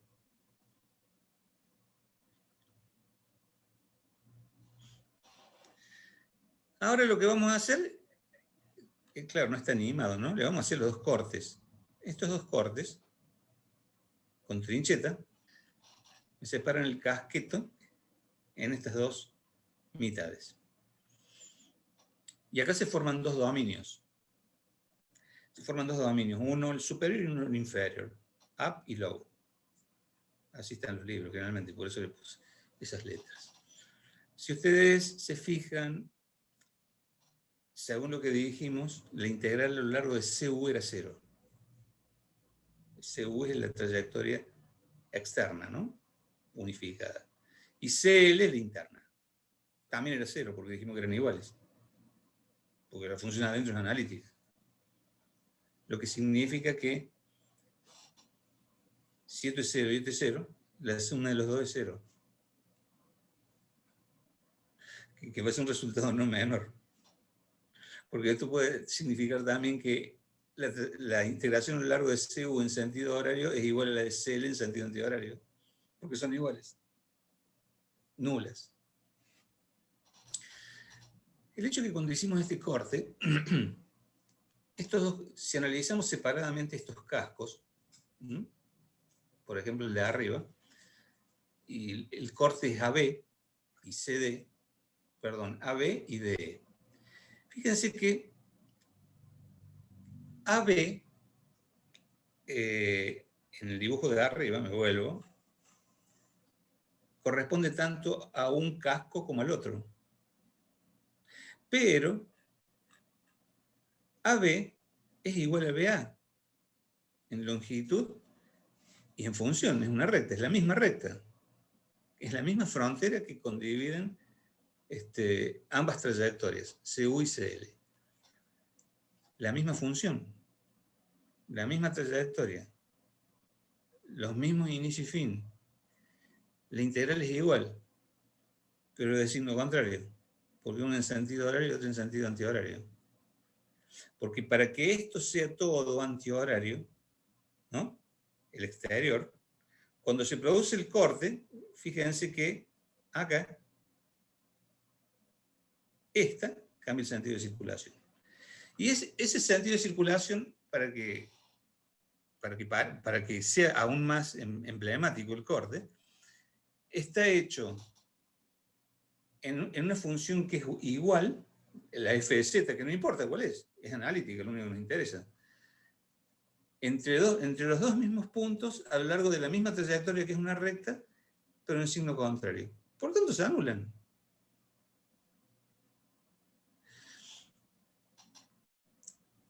Entonces, la integral a lo largo del segmento de recta AB sobre CU es igual, pero de signo contrario a la integral entre B y A de CL. Y ocurre lo mismo en el otro seccionamiento. ¿Están de acuerdo? Sí. Ya hay 21 y un solo sí. ¿Me tengo que preocupar? No, profe, está. Es muy parecido a una cosa que hacían en análisis 2 con la, ¿cómo se llama? La integral curvilínea a lo largo de una elipse. Es muy parecido. Vamos a caer al mismo resultado. Pero el análisis es interesante porque al haber complejos, en algún momento se nos va a enturbiar el agua. Bueno, acá, si acá lo agarramos, lo estiramos, lo que tenemos es un dominio constituido por A, B, D, E y el otro. Dos dominios, a lo largo de los cuales o encierran una zona de analiticidad donde se cumple que la integral es cero. Tanto la de arriba como la de abajo, llamada 1 y 2. La CU es la integral entre A y B, más entre B y D, más entre D y E, y entre E y A. Esta es la CU. Y lo mismo la CL. Si nosotros sumamos esto y dijimos que era igual a 0, finalmente nos queda esto. O sea que la integral a lo largo de la curva de arriba y la integral a lo largo de la curva de abajo es igual a la integral completa de afuera más la integral completa de adentro. Porque los términos estos se van a compensar, porque esta entre A y B se compensa con esta y se anula por la propiedad de la integración. Y esta le sucede lo mismo, entre D y E, entre E y D. Esta le sucede lo mismo. Y las otras son las que cierran para obtener los anillos interiores y exteriores. Esta manipulación del contorno, que responde a las propiedades, y por lo visto lo tienen re claro de análisis, nos va a habilitar a que nosotros manejemos a necesidad nuestras trayectorias de integración para obtener resultados tendenciosos, útiles. Pero fíjense esto. En esta figura, la función es analítica sobre C2 y su interior. C2. Y su interior excepto C0. La función es analítica en C2 excepto en C0. Pero también es analítica en C1 excepto en C0. O sea, C0 es una región no analítica en ambas integrales, en ambas trayectorias. no se intersecan para nada. Pero de acuerdo al teorema que hemos evaluado, de deformación de trayectoria, la integral de C1 es igual a la de C0. Y la integral de C2 también es igual a la de C0. Porque C0 adentro, no, pero en la frontera sí, porque es interior a C2 e interior a C1. Por lo tanto, la integral de C1 y C2 son iguales, habiendo una zona común de no analiticidad. Y no la hemos evaluado, solamente manipulando la trayectoria. Bueno, ya sabemos que evaluarla no va a ser 0, la integral, porque tiene puntos no analíticos, pero va a ser igual. Puedo evaluar una en conveniencia porque tengo una trayectoria más simple que la otra. ¿Se entiende? Perfecto, profe.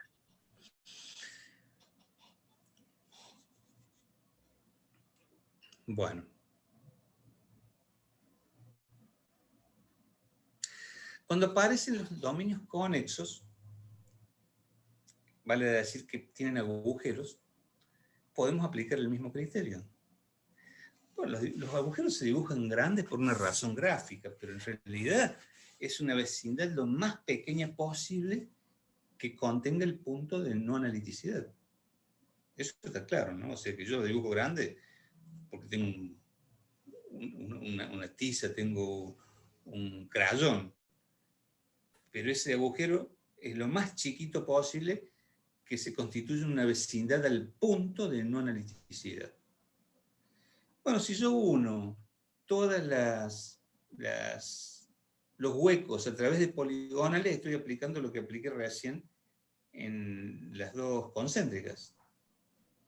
Y no importa cuántos cortes agregue, en los cortes las integrales se van a compensar. O sea que lo que voy a hacer es voy a despedazar, usando los agujeros, voy a hacer un Gruyère, y los agujeros me van a aislar los puntos no analíticos, y lo que quede es analítico y se cumple lo que hemos venido diciendo.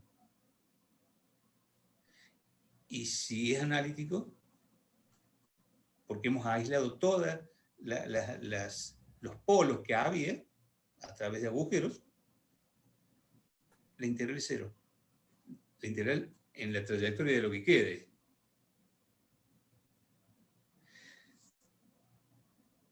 Por lo tanto, el problema que teníamos con las no analiticidades puntuales, ¿no? Si son dominios, por supuesto que va a ser un agujero grande. Pero si son puntuales, como era el caso de Z menos A, yo hago una vecindad a Z menos A, que podría ser el centro, acá, y la aíslo.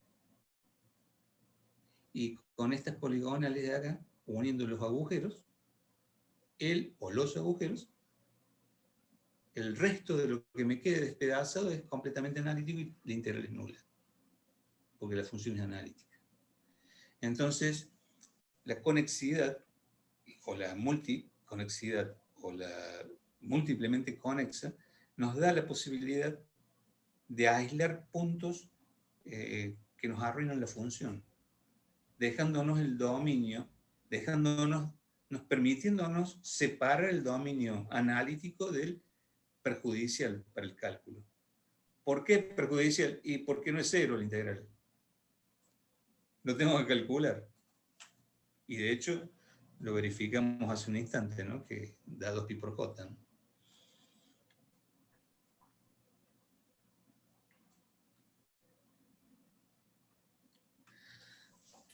Ahora bien,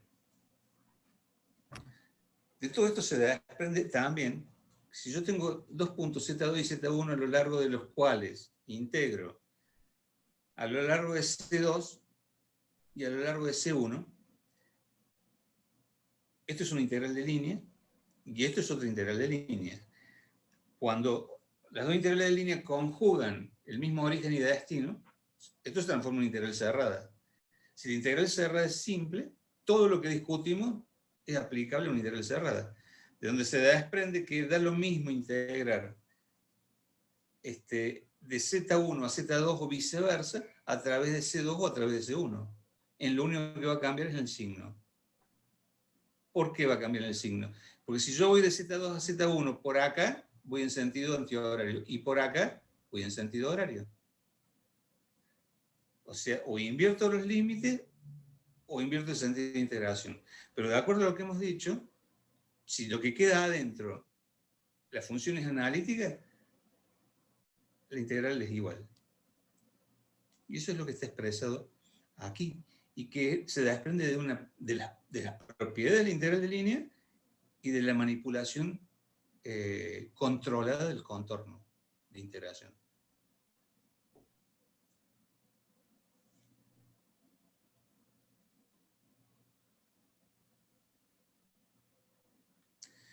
Un ejemplo de por qué es útil esto. Bueno, está un poco deformado. Este es un círculo cuadrado. Aunque ustedes no creen, hay círculos cuadrados. Esta curva, esta trayectoria de integración, responde a esta ecuación. X4 más y a la cuarta igual a 1. Una circunferencia cuadrada. Si yo quisiera integrar la función 1 sobre z entre 1 y j, vale decir, entre este punto y este punto, a lo largo de esta trayectoria, me encontraría con que, fíjense las funciones que se generan para obtener los términos de la integral, ¿no? Recuerden que la integral de esta era f de z de t por z' de t por diferencial de t, parametrizada, supongamos, en θ. Empecemos, x vale x más ji. Ahora, la trayectoria define cómo se combinan x e y en z. Por lo tanto, fíjense cuánto vale y. Una raíz cuarta. Y x, también una raíz cuarta. Vale decir que la variable parametrizada en x incluye una raíz cuarta, o en y también, o sea, es realmente un pandemonio analítico esto. ¿Por qué? Porque la trayectoria es x a la cuarta más y a la cuarta igual a 1. Pero resulta que si la función es analítica, donde voy a integrar, ¿para qué voy a integrar con una trayectoria tan compleja, analíticamente, si lo puedo hacer a través de una circunferencia? Si la circunferencia, una circunferencia propiamente dicha, es mucho más simple, además que lo puedo hacer en polar, entre los mismos puntos. Entonces, en lugar de usar este pandemonio analítico, que ni siquiera lo resuelvo porque les muestro acá lo que significa obtener las derivadas de esto y evaluarla, cuando podemos usar entre esos dos puntos una función, una trayectoria mucho más simple, avalada por el principio controlado de deformación de trayectoria, donde z es un complejo y a la j θ, porque esto es radio 1 ambos, solo que uno es cuadrado y otro circular. La derivada de z respecto a θ es esto. Integro entre 0 y pi sobre 2 en θ, y acá tengo el valor. Entonces, con el principio de deformación de trayectoria, si donde voy a evaluar las funciones analíticas, elijo la trayectoria más simple, porque es igual cualquiera sea la trayectoria. ¿Se entiende esto? Sí, María. Sí, profe. Sí. Bueno, yo creo que por el día de hoy, si esto quedó claro, ya estamos en condiciones de hacer integrales de línea, en cualquiera de sus dos versiones, y estamos en condiciones de discutir diferentes trayectorias. De manera que el día lunes le voy a pedir a Dimas para el práctico que empiecen a enjuagarse con integrales de líneas complejas. En adelante es una unidad larga, integrales. Vamos a desarrollar varios teoremas más.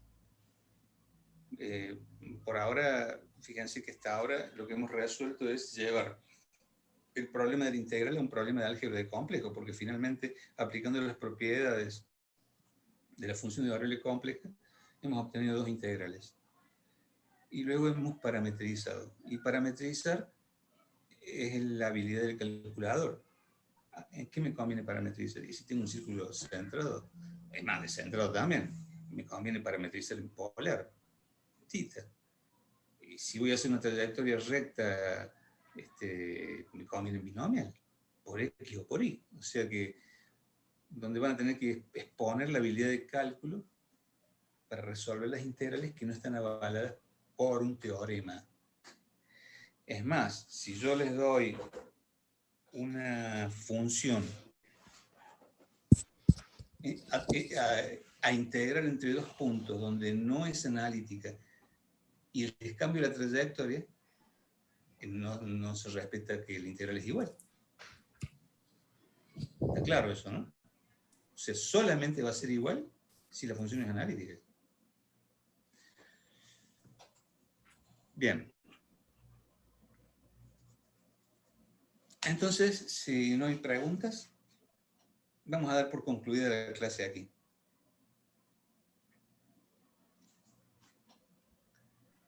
Bueno, Mario, una consulta. ¿Sí? Yo esto para recordarlo lo asocio por el efecto que se da en campos conservativos, pero acá nada que ver. Bueno, lo que pasa es que casualmente las integrales complejas se van a usar para evaluar los campos electromagnéticos y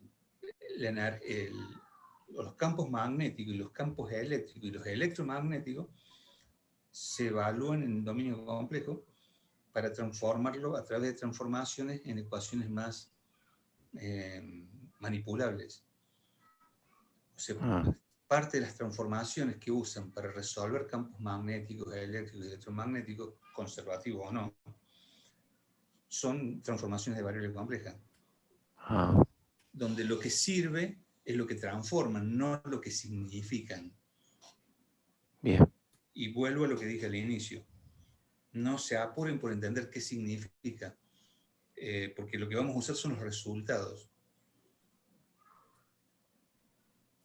Gracias. Bueno, espero que miren un poco todo esto y que el lunes puedan hacer sus prácticos. Y vamos avanzando a velocidad de programa, así que no es poco lo que estamos viendo. Calculo que en una clase más, o una clase y media más, voy a terminar con integrales. Y vamos a tener 3 o 4 teoremas para usar como herramientas. Si bien nosotros usamos esto como herramientas, no podemos desconocer de dónde proviene y cómo se avala, en qué contexto se avala, ¿no? Así que no es cuestión de simplemente resolver y aplicar bien esto. Es cuestión de entender qué es lo que estamos haciendo. Y por ahora lo que estamos haciendo es analítico. Así que lo que hay que entender es la manipulación gráfica de las trayectorias y la manipulación analítica de los complejos. Bueno, si no tienen preguntas, los dejo hasta la próxima clase. Chao, profe. Chao, profe, Gracias, muchas gracias. ande bien. Nos vemos. Chao, hasta luego. Mucho. Vamos, profe, gracias.